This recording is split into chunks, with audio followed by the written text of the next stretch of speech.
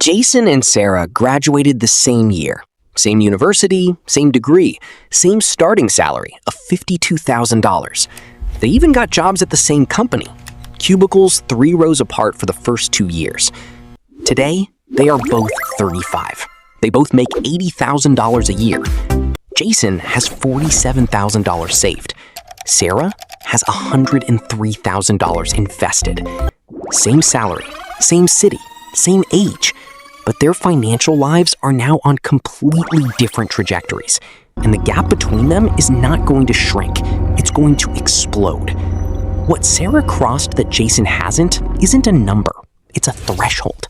And once you understand what actually changes at $100,000, you'll understand why the first one is the hardest and why everything after it gets easier almost automatically. The math nobody shows you. Let's start with the pure mathematics, because this is where it gets genuinely exciting. Jason and Sarah both save $1,000 a month and earn 7% annual return. Getting to the first $100,000 takes about 6 years and 2 months of consistent saving and investing. 6 years. That's 74 months of discipline, of saying no to things, of watching the number grow slowly, painfully slowly. But here's where everything changes. The second $100,000 doesn't take 6 years. It takes 3 years and 8 months. The third $100,000 takes 2 years and 9 months. The fourth takes 2 years and 2 months. By the time you're going for your 10th $100,000, your millionth dollar, it takes less than 18 months. Same person, same monthly contribution, same investment return. The only thing changing is the base, and that base is doing an increasing share of the heavy lifting. This is why Sarah's $103,000 is not just $56,000 more than Jason's $47,000. It's a completely different financial organism. It has crossed the threshold where money starts making serious money. At 7% annually, Sarah's $103,000 generates $7,210 this year in investment returns alone, without her adding a single dollar. That's $601 a month appearing in her account while she sleeps. Jason's $47,000 generates $3,290 this year, $274 a month, also while he sleeps, also without any extra work. But the gap between $274 and $601 compounds every single year from this point forward. What actually changes at $100,000? But the math is only half the story, because what actually changes at $100,000 isn't just the numbers, it's everything else. Change number 1. Your relationship with risk completely transforms. When Jason had $5,000 saved, a $3,000 car repair was a financial emergency. It wiped out 60% of his safety net in one afternoon. When Sarah hit $103,000, that same $3,000 car repair became a minor inconvenience, 2.9% of her total. Annoying, but not catastrophic, not life-altering, not credit card territory. This is what wealthy people mean when they say money gives you options. It's not that problems stop happening, it's that problems stop being emergencies. Change number 2, your career negotiating power shifts permanently. Jason needs his next paycheck. He can't afford to quit. He can't afford to negotiate too hard. He can't afford to say no to extra work without pay.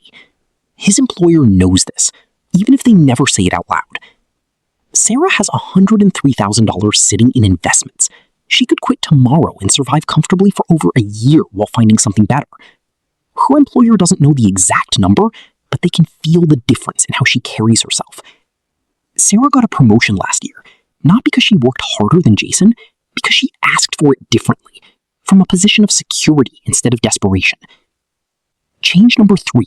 Compound interest stops being a concept and starts being a physical reality you can see in your account every month. Before $100,000, compound interest is something you read about in financial articles, a theoretical future benefit. Nice to think about, but invisible in your actual account. After $100,000, you open your account in January and there's $7,000 there that wasn't there in December. You didn't earn it. You didn't work for it. Your money earned it. That is the moment compound interest stops being theory and becomes identity. Why the first $100,000 is the hardest. So if $100,000 changes everything, why do 78% of Americans never reach it in investable assets? Because the first $100,000 is uniquely, specifically, almost personally brutal in a way no subsequent milestone is. Here's why. In year one of saving $1,000 a month, your investment returns add about $420. Your own contributions are doing 97% of the work. The math feels slow because it is slow. In year three, returns add about $2,800. Better, but still 81% of the work is coming from you, not from compound interest. This slow phase, years 1 through 6, is where most people quit. Not because they made a bad decision, because the feedback loop is too slow for the human brain to stay motivated. Research from behavioral economics shows that humans are wired for immediate reward. Saving money gives you almost no immediate reward. You sacrifice today for a benefit you cannot see, touch, or feel for years. This is why Jason is at $47,000 and Sarah is at $103,000, despite identical incomes. Sarah didn't find a secret investment. She didn't earn more money. She stayed on the conveyor belt for 2 more years while Jason slowed down. 2 years at $1,000 a month. That's the entire gap between $47,000 and $103,000. Not genius, not luck, 2 years of boring consistency. The psychology of the invisible wall. But here's the psychological trap that stops most people from ever crossing $100,000. And it's sneaky because it disguises itself as reasonable financial thinking. It's called the reward spending trap. And it goes like this. You've been disciplined for 18 months. You've sacrificed. You've watched your friends go on vacations and buy things. And your savings account hits $20,000. And your brain says, you've earned this. You deserve a reward. Just this once. A small vacation. A new phone. Maybe a slightly nicer apartment. And the reward is real. You did work hard. You did sacrifice. The problem is the reward costs $4,000 and sets your timeline back 4 months and breaks the psychological momentum you spent 18 months building. Sarah had the exact same conversation with her brain, multiple times. She solved it differently. She built small, scheduled rewards into her plan from the beginning. Every 6 months she hit a savings milestone, she allowed herself a $300 celebration. Not $4,000, not a vacation. $300. Dinner somewhere nice. A thing she actually wanted. Enough to feel the win without derailing the system. The $100,000 isn't just a financial milestone. It's a psychological proof point. It's the moment you prove to yourself that you are someone who follows through on hard things. That identity is worth more than any single investment return. Act 5. The fastest path to $100,000. So, how does Jason close the gap? How does he get from $47,000 to $100,000 as fast as possible without torturing himself for the next 6 years? Step 1. Calculate your exact monthly number. Not a vague save more.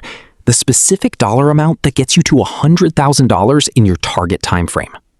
If Jason wants to reach $100,000 in 3 years from his current $47,000, he needs to save and invest $1,200 a month at 7% return. That's $200 more than he's saving now. Not $2,000 more, $200. Step 2, find the $200. Not by cutting coffee, by auditing the 3 big leaks. Jason is paying $67 a month in subscriptions he hasn't used since 2023. His car insurance hasn't been compared in 3 years. Average savings from shopping it is $180 a year. His grocery spending has crept up $140 a month since 2021. Step 3, automate the increase immediately. Don't think about it next month. Don't wait for the right moment. Log into your brokerage account tonight and increase your automatic investment by $200. Step 4, build your $300 milestone reward into the plan right now. When you hit $60,000, dinner somewhere nice. When you hit $75,000, something you've been wanting. When you hit $100,000, a real celebration. Pre-planned, pre-budgeted, non-negotiable. Step 5. Stop checking your account daily. Seriously, the dopamine hit of watching numbers move slowly is not worth the anxiety of watching them dip temporarily. Check monthly. Invest automatically. Look away. Jason runs the math. At $1,200 a month starting today, he hits $100,000 in 2 years and 11 months. He'll be 37 years old. And at 37, with $100,000 invested, generating $7,000 a year automatically, with 28 more years of compounding ahead of him, the math looks completely different than it does today. Jason texts Sarah that night. Not about work, not about the old days. He asks her when she crossed $100,000 and what it actually felt like. She texts back in 4 minutes. She says it felt like the difference between swimming with the current and swimming against it. Same effort, completely different speed.